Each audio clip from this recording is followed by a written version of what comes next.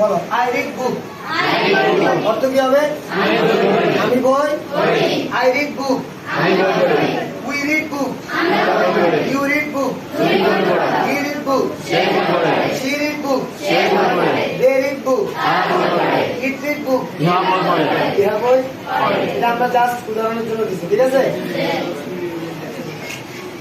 দেখো এখন বই তো পড়ে, কি বই পড়ে? গল্পের বই পড়ে, বাংলা বই পড়ে, ইংলিশ বই পড়ে, যে কোনো কিছু পড়তে। তাহলে আমরা দিলাম নাটকের বই পড়ে।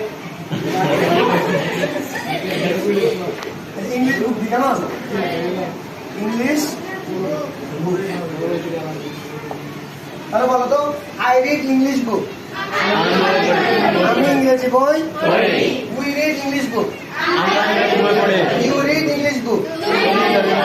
হি read English book. She read English book. They read English book. তারা ইংরেজি বই পড়ে। এখন প্রতিদিনও পড়ে, 1 ঘন্টাও পড়ে, 2 ঘন্টাও পড়তে পারে, সেটা সেটা, ঠিক আছে? এখন দেখো আমি এটার সাথে একটা মডেল যদি যুক্ত করি, আই পারা। কেন অর্থ কি? পারা। রিড অর্থ কি? পড়া। ক্যান অর্থ পারা। আই ক্যান আমি পারি। আই ক্যান অর্থ কি? আমি পারি। রিড মানে এখন আমি পড়তে পারি। I can read. আমি পড়তে পারি। I can read. আমি পড়তে পারি। কি পড়তে পারি? বই পড়তে পারি। কি বই? ইংলিশ। আমি একটু বড় করতেছি সেন্টেন্স ক্রমান্বয়ে আমি বড় করতেছি, ঠিক আছে? যতই বড় হোক তোমরা যদি এগুলো জানো অর্থ করাটা কি হয়ে যাবে? I can read English. I can read English book. I can read আমি ইংরেজি বই পড়তে পারি। আমি ইংলিশ বই পড়তে বলো I can read English book. Bangla বলো দেখি I can read English book.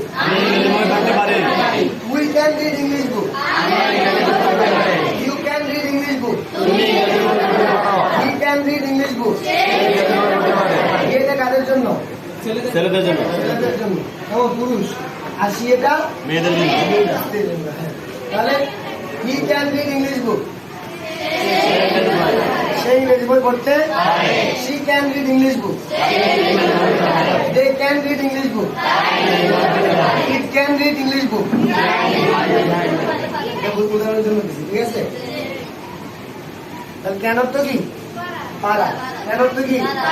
পারা। এইভাবে আমরা যদি এগুলো জানি আমাদের জন্য সবচেয়ে বড় সেন্টেন্স আমরা অর্থ করতে। এখন যদি তুমি মনে করো এক্সারি অর্থ জানো না, এই সাবজেক্টিভ প্রোনাউন ছিল না, কেমন? এগুলোর নাম কি? Subjective pronoun. এগুলোর নাম কি? সাবজেক্টিভ প্রোনাউন যদি আমি আসিনি প্রথমটাই যদি অর্থ করতে না পারি, পরেরগুলো পারবো আমরা? তাহলে এগুলো শিখার প্রয়োজন আছে? শিখবে তো?